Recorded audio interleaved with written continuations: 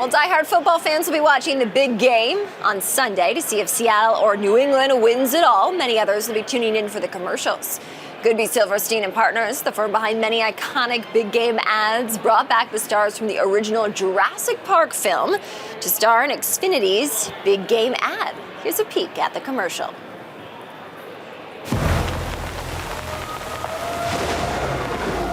What'd I touch? You didn't touch anything. We're stopped. Fences are failing all over the park. John, I can't get Jurassic Park back online without... Whoa, this place is awesome. By the way, you should have plugged this in.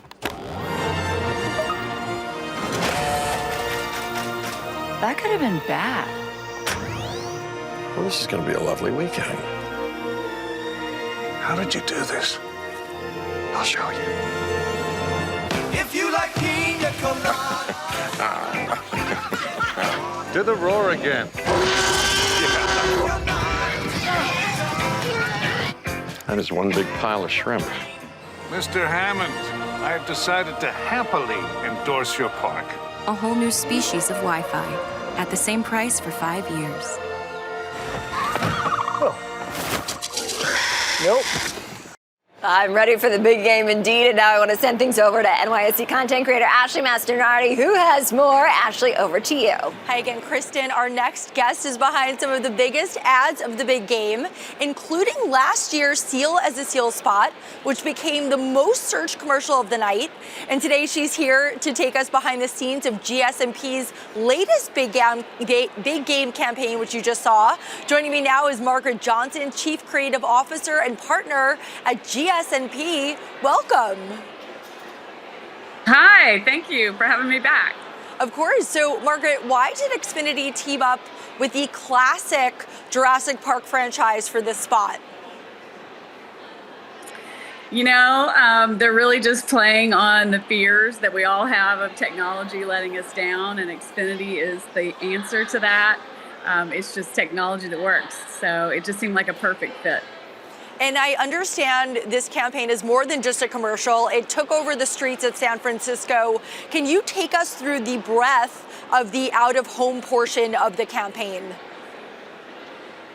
Yeah, for sure. You know, we had the spot that was our, it's Xfinity's first time being on the Super Bowl, so that was super exciting. But as you mentioned, we had a lot of other work that went along with it. We teased the spot ahead of time. We have the spot in the game, and then of course we like to have these extensions that you mentioned that follow. We had an interactive T-Rex billboard that if you're in San Francisco, it's right on Market Street, and it's great for taking selfies with. We also have partnered with Lyft, and we've created these Jurassic Park themed vehicles, and they're kind of swarming around the streets of San Francisco. Starting tomorrow, we're going to have these larger than life projections on the Hobart building here.